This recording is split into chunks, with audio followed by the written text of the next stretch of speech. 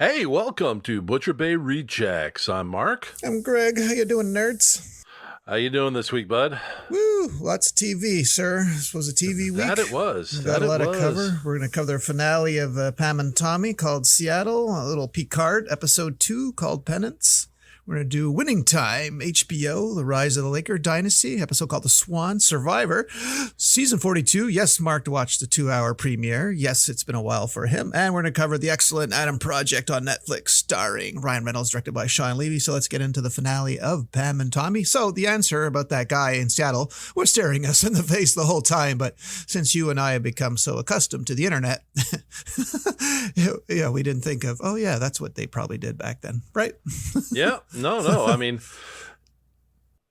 it was brilliant, obviously, because they say, you put it for free. Well, I'm not making any money, therefore, there's no reason to take it down. But it was their out to say, listen, you give us the rights, it comes completely down to nothing, and then away you go.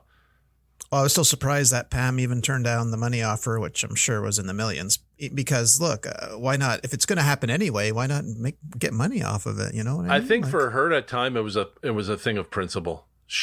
Because she was so berated. But she didn't prove anything, though. It still happened. She still lost her career, and she didn't get any money. You might as well get money if you're going to lose your life, though. That's all I'm saying. No. But I mean, based on what the way they were portraying it, she did it on principle, because they, like I said, they berated her so much as accepting money for sex, right?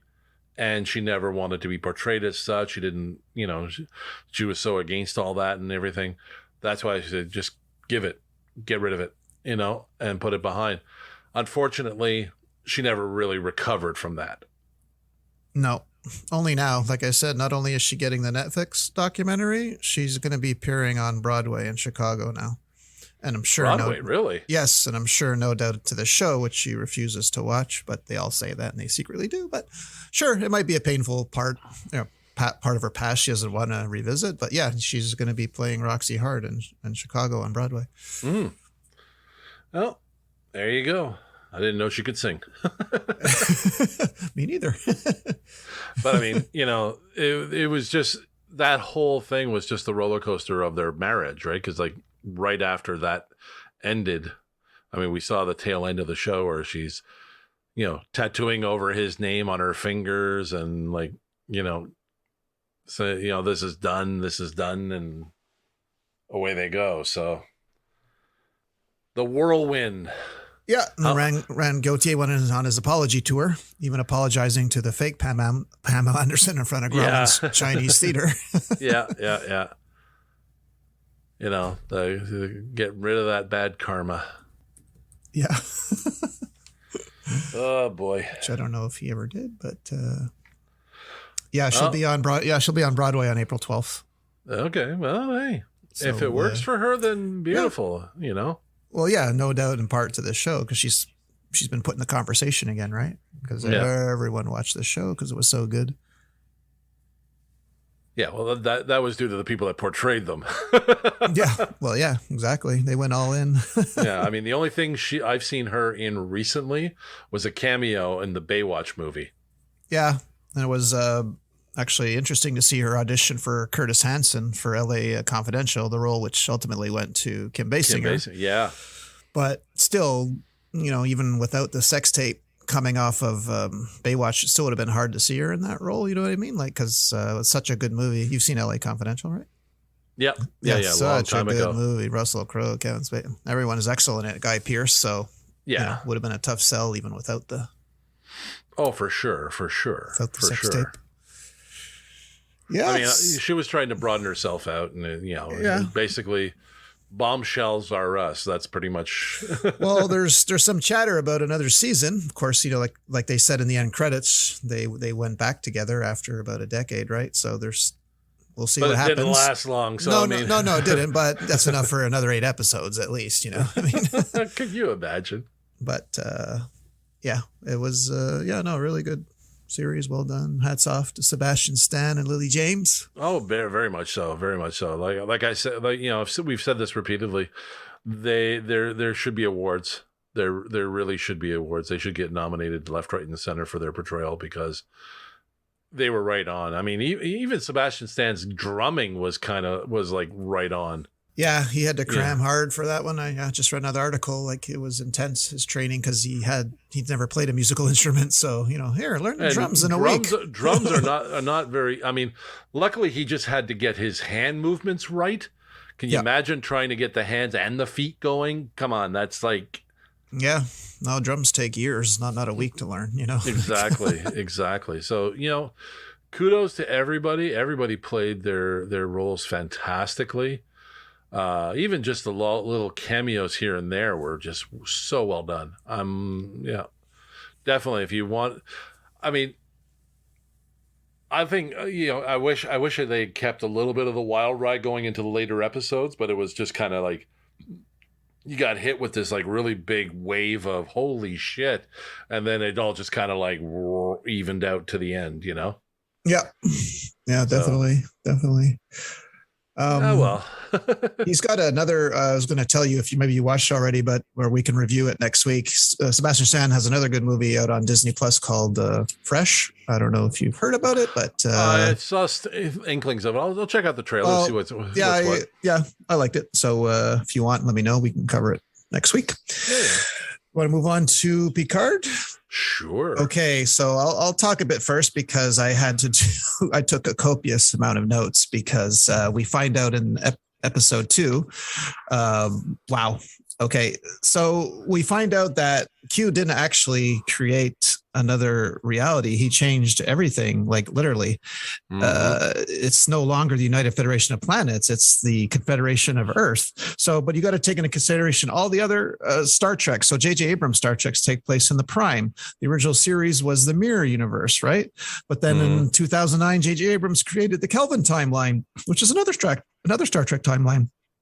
Okay, so now we have that the Confederation reality isn't an alternate timeline. It's the Prime Star Trek's Prime universe. So it's completely rewritten so that nothing has happened in any other Star Trek TV show or movie. So this is major what they did in a series that's only getting two seasons. So, wow. I mean, the whole point is they're going to go back and correct it. So, yes, to 2024, I believe. But 25 actually. 25? No, 2024. No, 24. You're right. So, good Lord, let's give a big clap for the Borg Queen. She's the third actress that's played the Borg Queen, and man, does she look the part or what? Jesus. Oh, it was fantastic. I mean, this was a great episode, even though we didn't really see Q per se. A lot, but to me, it was just mind blowing what they did with the timeline. Yeah, to me, it was like, we've done the alternate reality things before in many shows. So, or at least like the one event that changes the timeline completely. So it's interesting to see them play in that area, especially making it like Earth the Conquerors, because it's like yes, like where it's going back to the Roman Empire and the we are the elite kind of thing. So it's like that's playing into the human baser instinct. They're doing like the old days where they would do an execution in front of a public execution, right? And the general Picard is exactly, because it kind of negates all the Federation propriety, right? Because the Prime Directive and the non-interference and all that. No, this is all out barbaric conquering of the universe. I want to mention her actress name, Annie Wershing. Annie Wershing plays the Borg Queen. So big shout out to her. She looked the part. I didn't even notice till they wheeled her off that she was only a torso. I didn't. I didn't notice see that before. No, only when they were what's her name? The doctor was wheeling her to a safe spot there. Like this episode,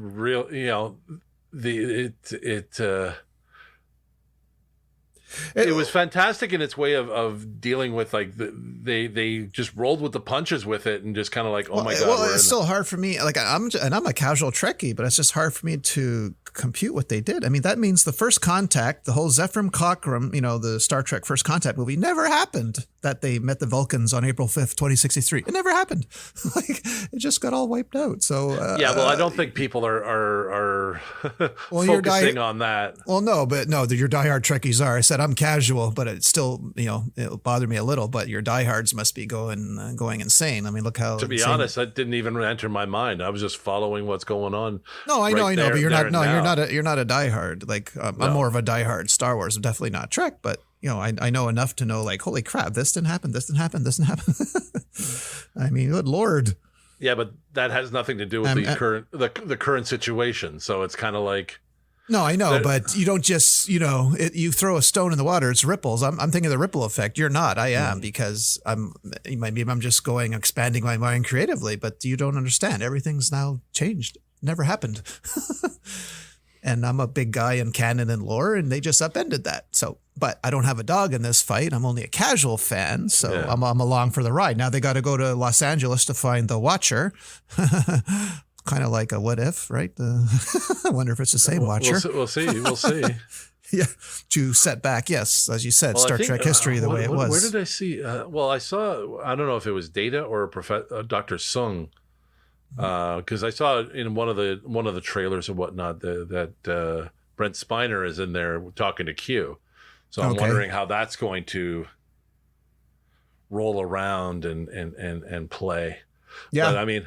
They did this in the first season too. They cut it right when you're just about to like, and then gone. I'm like, fuck, Yeah, it's like exactly. The override, like, okay, Seven is now the president. Okay, you got to admit her husband's a bit of a dick. Yeah, well, it's funny they retained all their memories. Yes, he's a dick and he's male, not female. So there's another thing. Okay. Well, you saw Raffi like I see we've overcome our commitment issues. Yeah. Whereas Picard, I guess I'd say he fell into his role a lot easier than the others. Like. Well, command is command, right? And you have, I mean, like when that young soldier challenged Raffi's under whose orders, and he just took over and walked right up to her, stared her down, so she averts her eyes.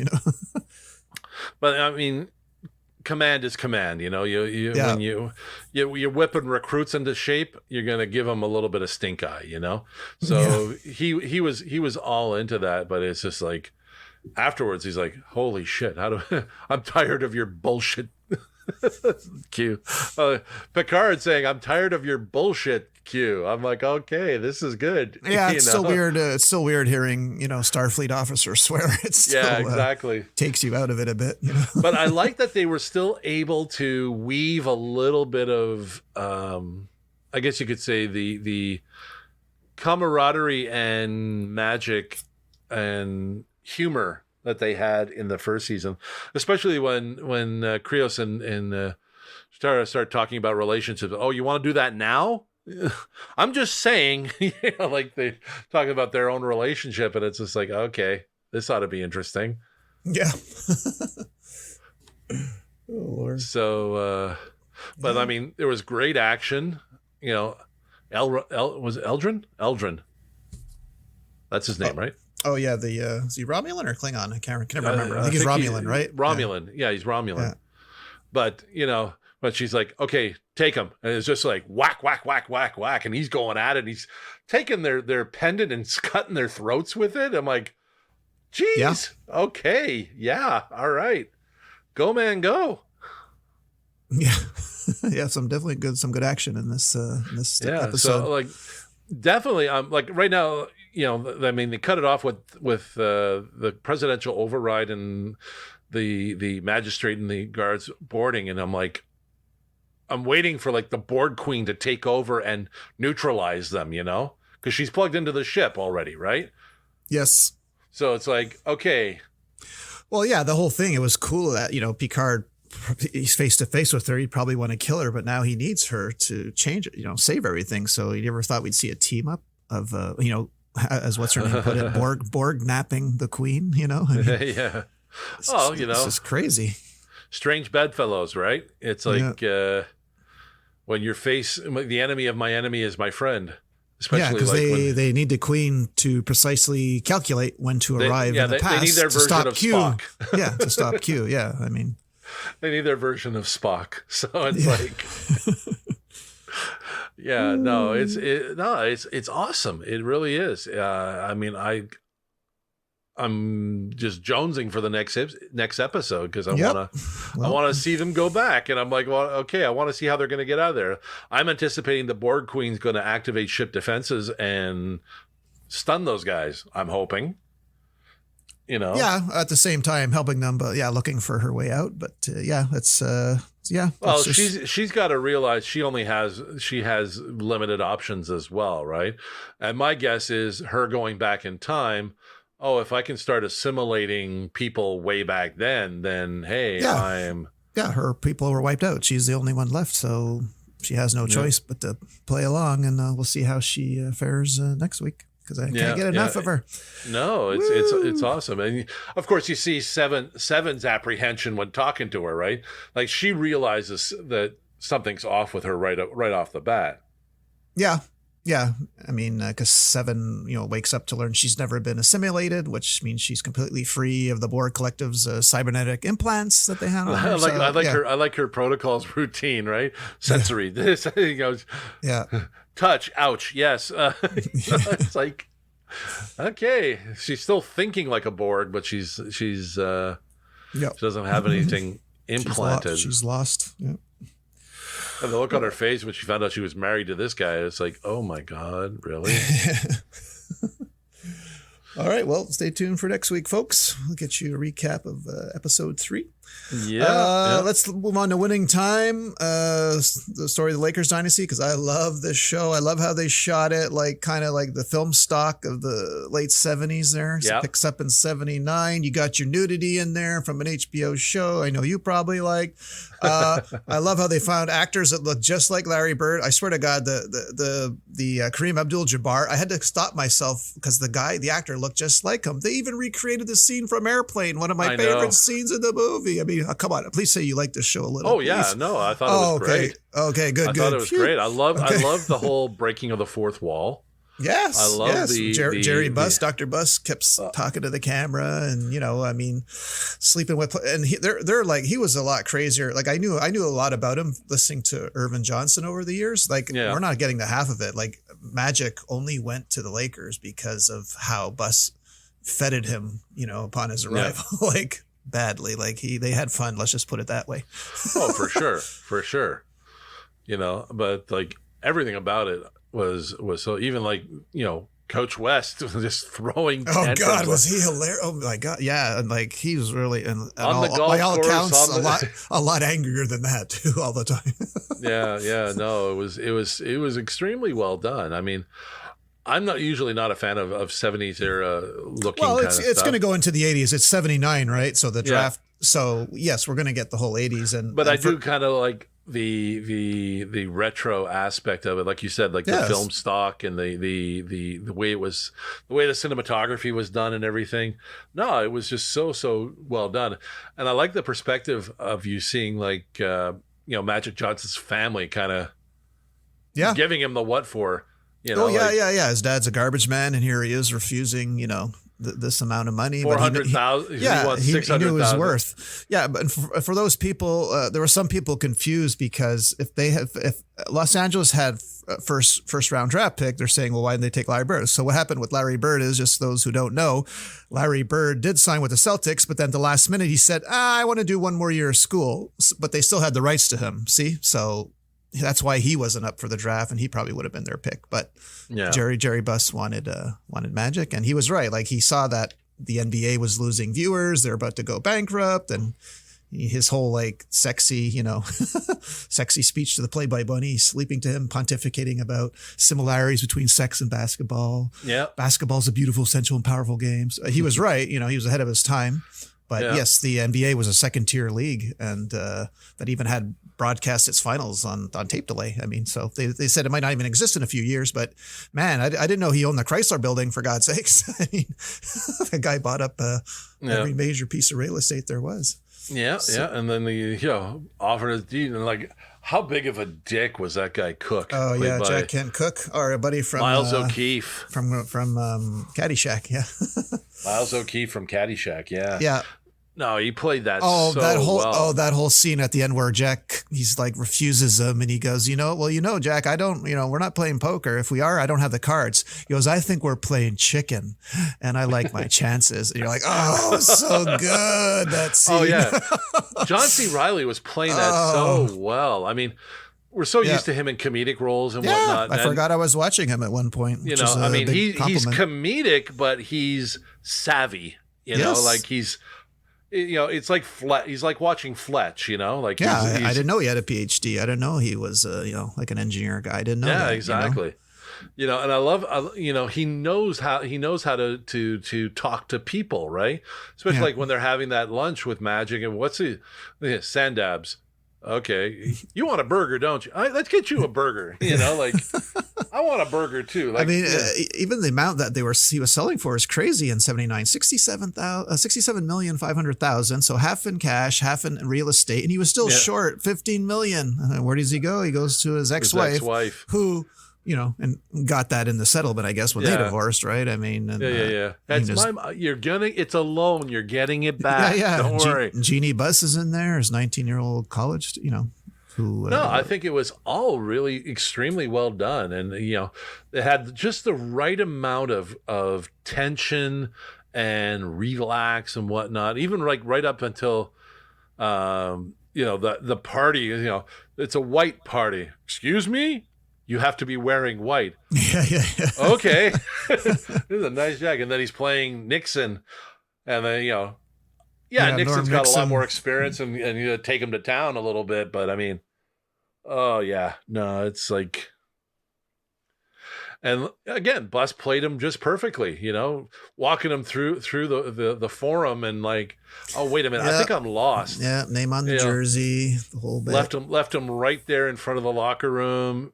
And then he goes onto the court and just kind of like, just had to get him in there, and next thing you know, boom. Yeah.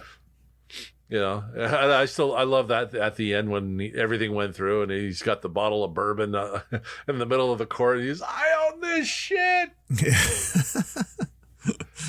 Yeah, but you know what? Who wouldn't do that, right? Exactly. You just bought the Lakers. You're gonna have yourself a drink at center court in the empty thing, going, "This fucker's mine." Yeah, and then to be proven right just a few years later, and because the Lakers changed, the whole Lakers and Celtics rivalry lasted throughout the '80s, Yeah. Yeah. Well, the Lakers, like you said, like in the title of the show, it's a dynasty, right? Yeah. So it's this pickup that just kind of makes it go. I guess in the next episode, we'll see all the interaction between the players, right? And him and Kareem. Jerry West doesn't like Magic Johnson. Norm Nixon doesn't like Magic Johnson. Claire Rothman doesn't like his daughter, Jeannie Buss. Kareem Abdul-Jabbar doesn't like anyone. So, there's a lot of tension and conflict to be had. So I love when Nixon goes into Kareem's trailer and is like, just bitch. He takes a... Yeah. What am I going to tell you? Tell me fuck off. Exactly. You leave me alone. No, definitely the makings of something good. I'm really interested to see how this is gonna play out. All right, let's get into some Survivor season 42. So I don't suppose you recall when the last season you watched, or how many years ago? Was it 10 years? Or at least. Okay, so you must have been like, what the heck of all the changes, right? That's been going on. Actually, you know what? I mean, to me, Survivor has always been it's just same thing, different day. I know, but you saw right at the stop where they where that first challenge, they took 3 aside. They had to they gave them a choice. So this is what they did in the last season. That's brand new. And like he said, these people, they shot them back to back, so these people didn't even see the other one. So it's still new for them, and they have to make a decision right there and then. Okay, you're gone too long. You better put mud and blood on you.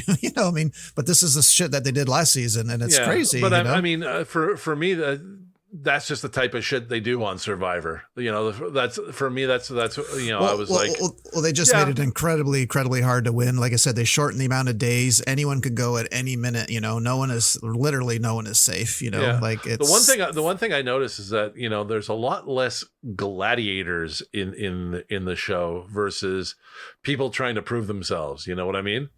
Well, you just have that one big guy who's got the pull-up record, but those people, what I don't like about Survivor, it hasn't become survival of the fittest, it's become survival of the weakest. Why? Because the weak vote off the strongest fast because they're a threat. So but even still, like you don't have you're missing those athletic-looking gladiator type of people, the competitive people that are everybody says I'm competitive. You got the pageant, manager from Pasadena. No, my favorite is I'm good at puzzles, and they're lying. They're not good, and they wind up throwing every season it happens. Someone opens their yap. I'm good at puzzles, and they're not. Yeah. But luckily this season, the 2 that were good stepped up because the Asian girl was bang on her count the triangles, whereas the other guy is like 17. No, she goes, there's more to this than you're seeing. She says she's a designer, and that to me that speaks to me because I'm a designer too, because you look at it and it's all about spatial geometry, right? It's all about how things fit on a page, how things fit in a magazine or a poster and whatnot. So you see all the shapes, you see all the things. So it was definitely a thing. But the whole the filling of the nobody wanted to do the filling of the the drum. Oh, they did that last season. Trust me, it was agony watching that thing, even with the sped up camera time. So they actually did it. The thing it was first time it happened, I didn't really like was only because the way they handled it, the whole Jackson Fox thing. Now here you have this guy, sorry, you're an idiot. If you're weaning off lithium and you don't disclose it, when on Survivor, you have to disclose everything. You have to submit to, I don't know how many psychiatrists review before you actually go out there, So to withhold that information is a big no-no, but they could have did all that off camera. I was kind of, I don't know. They didn't have to film that, They could have just said in private, why didn't you tell us? I think because they started off with, "Are you okay with him talking about it?" And because he went okay, they kept rolling it and kept going. I know, but they knew about it. They knew about it. They said, "Well, not much is going to happen in the first 3 days," so they still knew about it, but they could have stopped it right there and then. You know what I mean? Yes, I know they wanted that moment because it's never happened before. I thought the guy that dislocated his shoulder was going, because I've dislocated my shoulder and I knew he did it. And I thought, oh, this poor guy, he got hurt. He gets hurt in the first 5 minutes, but I heard the rumor someone was going home, but I didn't think for that reason. And of course, Jeff rattles off what you don't do when you're coming off lithium. You need to sleep. You need to eat. You can't exert yourself. Like, what the hell are you thinking? This is like going back to the season where we had this guy, Crazy Joe, who lifelong smoker, quit smoking 2 weeks before he went to Survivor. The guy bit off everyone's head. He nearly lit the campfire, blew the whole place down. And you don't do shit like this when you go on Survivor.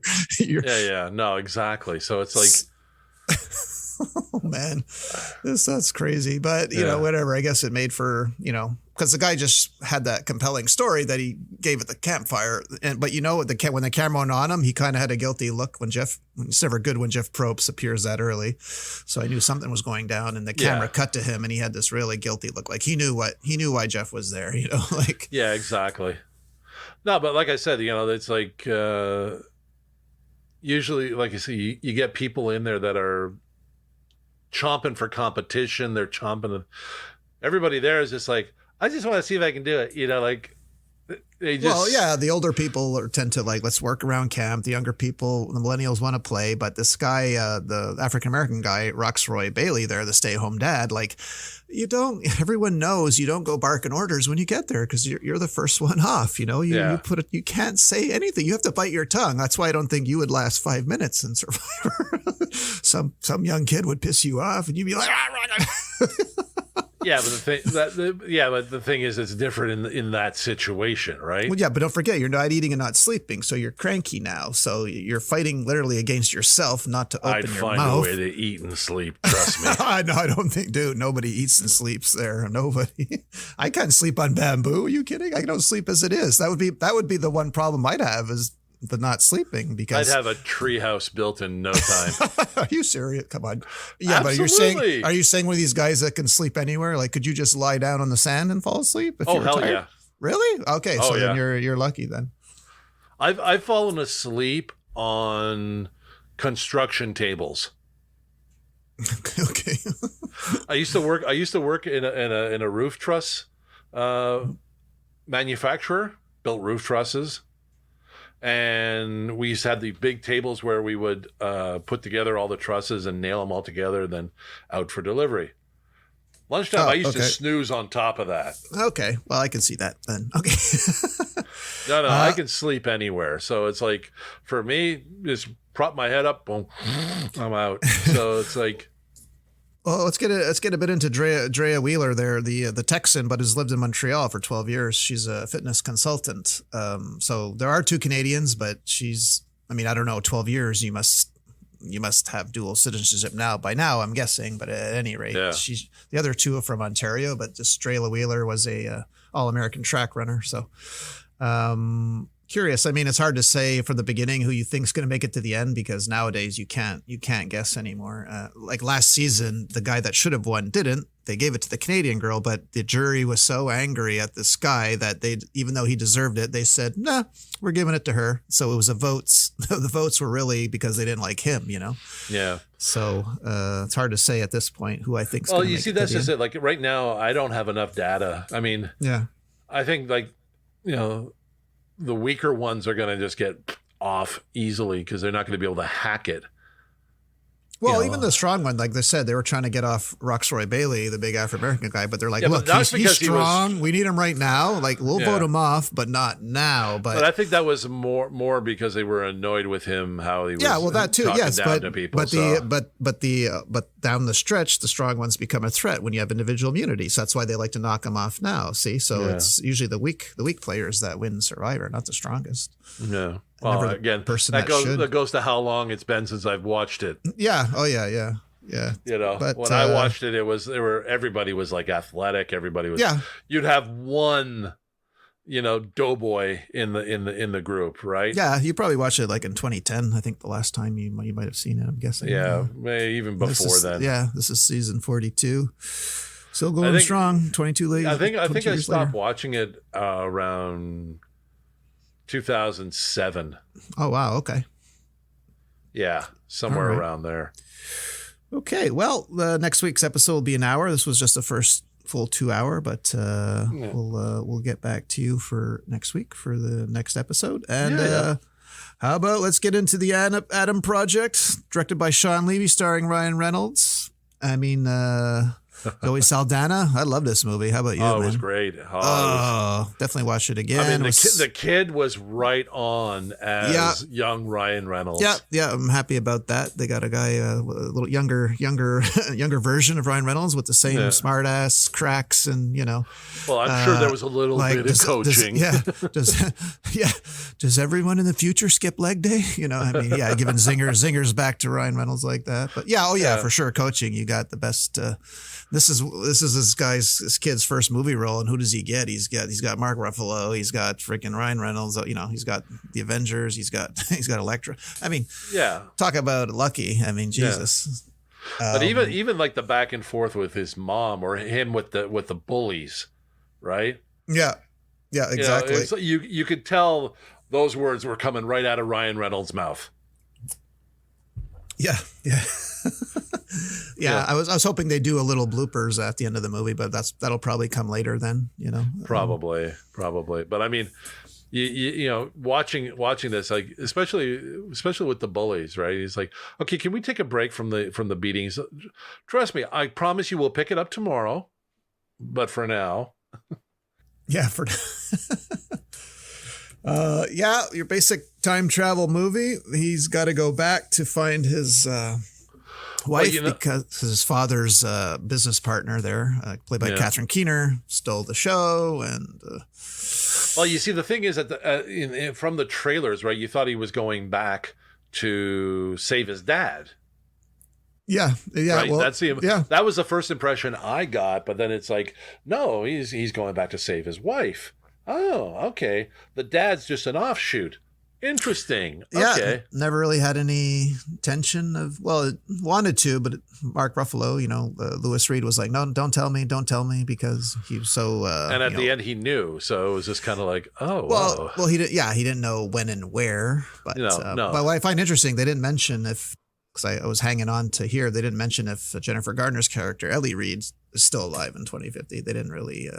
So I'm wondering if they purposely didn't say that for a sequel of sorts, because if we've all learned anything from Terminator movies, it doesn't really, even though you kill, even though you destroy Skynet, there's still shit happening in the future. Something else happens, so it's time travel, right? So obviously this movie will. The eyeballs on this movie this weekend. Well, I gotta say that this was the coolest time traveling that was that's been depicted so far. Yeah, and they didn't go too crazy with because almost every time travel movie makes I get like, well, no, you can't. This can't happen. So there's not much thinking to do in this one. It's pretty cut and dry. Whereas most, I get lost in a loop of my own logic in time travel movies, but not so much. What I liked one. is when they started quoting other time travel movies and like, Ryan, really you're going there? Like, oh, my favorite scene, and I wish I would have. This is how I would have rewritten it: is when they're flying through the canyon. Okay, now what he should have said was, okay, this is just like Beggar's Canyon, and the kid goes, oh, you've been to Tatooine, and then Ryan Reynolds, the camera cuts to Ryan Reynolds with a look of disgust, nerd, and he goes, are you ready for this? Instead of saying punch that shit, he would just say punch it, Chewie. So I wish there was more Star Wars references, because they did mention the lightsaber, but I should think they should have stuck more with Star Wars, but well, actually, when a lot of the fighter pilot scene kind of reminded me a bit of him in Green Lantern too. Yeah, that too, and the fact that his dad created that flying game, so that was a pretty good. Yeah, exactly. There was a precursor, big precursor right there. Yeah, not thinking he'd ever be actually flying one of those. Yeah, exactly. But no, everything about it was just. You know what? It was an easy watch. It was a fun watch.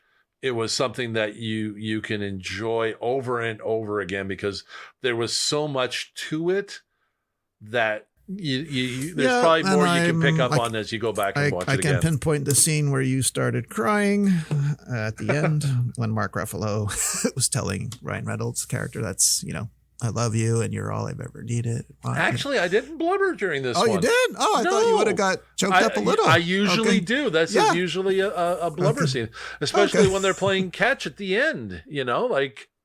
Yeah, there was like a Field of Dreams moment there, Exactly. I gotta rewatch it. I think because, it was a work day and I was kind of like watching it. You're rushing it, right? Watching it, getting it in. Yeah. I think I need to sit back and just. Yeah. Yeah, I think a second time that scene might get couch you there. It and just kind of like, all right, go, The name of this episode, the name of our podcast episode comes from this movie. So when young Ryan Reynolds there, played by Walker Scobell, is flying the drone, he gives Ryan Reynolds the code name Red Leader. Gives himself the code name Butternut Sippy Cup. So that's the name of this episode. Sippy Cup. Yeah. Don't know where he got that from, but I don't know where he got that. That's what I'm calling this episode. Actually, you know what? You know what scene actually got me a little choked up? A little bit? Was him with his mom at the bar. Oh, yeah. Oh, God, yeah. Because he'd already felt guilty about how he treated her in the past. And like he told his young self, not a day goes by that you don't regret how you treat her, Yeah, exactly. So that had a bit of a. And then he gives her a hug at the end of the movie, right? Like he realizes, okay, that was mean. I'm going to go give her a hug. Yeah, that was a kick in the fields, right? Yeah. Or finding when she says I killed your wife for the second time, and and the camera goes to him. You're like, oh God, she did actually kill her. Okay. Yeah. But then at the end, they kind of a moment like 50 First Dates, they meet up and he says, I found you. So yeah. What did they call? What did he give the guy's goatee a name? Oh, the mouth. Mouth mullet. Mouth mullet. Mouth mullet. Yes. Yeah, I think it was something like that. Which turns out to be a futuristic term. Okay. Yeah, nice mouth mullet. Yeah, I'll put in a good word for you. I'm thinking, okay, maybe I should shave now. Oh yeah, nice mouth mullet. And incidentally, what hit the webs just before we started recording is just already due to the massive popularity of this movie that Sean Levy is in talks to direct Deadpool 3 as we speak. Yeah, I saw that. So he's already did Deadpool 2, so it's a good combination already. Yeah, and they did Free Guy, and they. Yep. Yeah. This, so it's like Netflix will just throw more money at him for a sequel, and there's still possibility here. I mean, it's time travel, right? So anything could happen. Can you imagine coming back and it's just like again? Yeah, and how good did the CGI look for a young Catherine Keener? I mean, it was fantastic. It was like flawless. Everything was fantastic. I mean, how about that end, right? Like. She ends up shooting herself. Well, yeah, I knew that was coming, but it was kind of like, well, the gun is metal. The gun would have ripped out of her hand, no, the gun was polymer. It was I guess the bullet should have been. Yeah, exactly. Because none of the other guys' guns flew out. Yeah, I know there was another plot hole, but I can't think of it right now. But technically, if you want to really get yes, they would have changed. They would have let Mark Ruffalo still have access to the thing. They definitely would have cut him off because they know he was coming. So that's one thing where I went, okay, Well, I don't know. Actually, that changed. She didn't know he was gonna show up. Oh no! The older Catherine Keener definitely. No, she didn't. Maya, sorry. Well, of course, she's not a dumb lady. She knew he was coming. I figured she was the one that killed him. I mean, for plot hole, we have to get him inside. I can see what they did because they show up after the fact. But Well, the thing is, I thought, originally I thought that was going to be revealed that she killed him. Oh, okay. And that's why he died, and that's why But the thing is, if we're talking plot holes here, technically, if the bullets were magnetized, then the gun should have flown out of her hand just because the rounds in the gun. Yeah, exactly. Yeah. So, but I still like the way they did it. I'm not going to hold that. Curving the bullet and taking herself out. Yeah. How good was the soundtrack? I mean, they took even all old songs. Give me some lovin'. I love the start of that song. Even Foreplay Long. Oh, was it For Long? I always screw up that title. Okay, what are you trying to say? Foreplay Long Time. Oh, that's Foreigner. Oh yeah, that's right. Yeah. Well, give me some lovin's by the Spencer Davis Group, but yeah, that's right. That Foreigner song, yeah. What a classic song. When they started fighting in the chamber there. Yeah. Great soundtrack, great movie. Highly recommend. All of it was so good. I mean, every song they chose for that was just like, oh yeah. It was almost like a Tarantino movie for music. Yep. Yes, it was. No, everything about this was big good. Thumbs up for me, for you too. Yeah, definitely for sure. Watch it, guys. It's one of the first new movies out that I really liked. Yeah, it's perfect length. Everything else is an hour 45. Actually, since Red Notice. Yeah, exactly. Another Ryan Reynolds vehicle. Yeah. All right, let's talk quickly about the Obi Wan trailer, which hit the webs last week. Yeah. We see for the first time really a young Luke Skywalker there on Tatooine, which kind of is like ha ha ha ha moment. Yeah, I'm not a fan of the Inquisitor look. I think they should have did a CGI like they did Cad Bane from the Book of Boba Fett. Yeah. Because the cartoon Inquisitor looked much better than the Great Gazoo thing I was looking at there with the big bulbous head. So, but whatever, I'm not going to hold it against them. It looked good. So far, it's only 6 episodes. It's not set for it's a limited series. It's not set for season 2, but they're saying, well, we're not ruling it out either. So, well, I mean, because Obi-Wan, you basically you have a finite. True, time to tell, but this is right? 10 years. Yeah, but this is 10 years after Revenge of the Sith, and don't forget how he's a massively old man when we see him in Star Wars: A New Hope. So there's he's still young. Yeah, he's still young. Well, you see, the thing is though, Luke when in New Hope, he's what, 18? Yeah, he's a youngin'. Yeah, definitely at least so 18. There's a little discrepancy. Little discrepancy with regards to Obi-Wan's age, because when he's dropping Luke off, we figure he was in his 40s. Yeah, and even the kid we're looking at looked about 5 or 6, right, when he was pretending to fly. So even if he drops him off in his 40s, 18 years, he's in his 60s. He's not the 80s old man that Alec Guinness portrayed. So. Yeah, there's already memes about that online before the show. The trailer came out, like, what the hell happened? That's kind of like the gist of the punchline is what the hell happened, Well, exactly. So you kind of like you kind of just have a little bit of suspension of disbelief. You just kind of like, just go with it. Just go with it. Yeah, exactly. Enjoy the show. Enjoy the fact that we even have an Obi-Wan series when we never thought we ever would. So just exactly. So, I mean, you could pick it apart to its end, but I mean, it's like, why do it? Just enjoy it. Just enjoy it. Just enjoy it, folks. So I mean, that's all I got. That's all got. Slow news week. Oh, you know what? We had lots to watch. Yeah. We had lots to watch. We had lots to review. Yeah. So it's all good. It's all good. We'll be back next week with Picard, Winning Time, Survivor. Maybe throw in that movie Marc might watch there with Sebastian Stan. Who knows? Got to tune in and find out, guys. Something will pop up. We got stuff coming up in the next few weeks. So there's Yeah, we said we might even. Well, I mean, I definitely want to watch that new show at Rosario Dawson. So I think you said you would too. It's based on a DC Comics series. Yeah. So that looks really, really good. Coming out on HBO Max. What else we got coming? Isn't I just saw a few things that were starting in like March 24th. I have these all down, but of course I forgot my list at work. But yeah, I have this all typed out, and because I mean we got Moon Knight coming up. Well, actually, I have an old list. Yes, Moon Knight is March 30th. Well, Halo on Paramount Plus is March 24th. March 24th, and Spider-Man: No Way Home is going to be streaming soon. The 22nd. You'll finally get to see it, and yes, and then we can review it, and we can talk about it. Yeah, it's 3 months late. Yeah.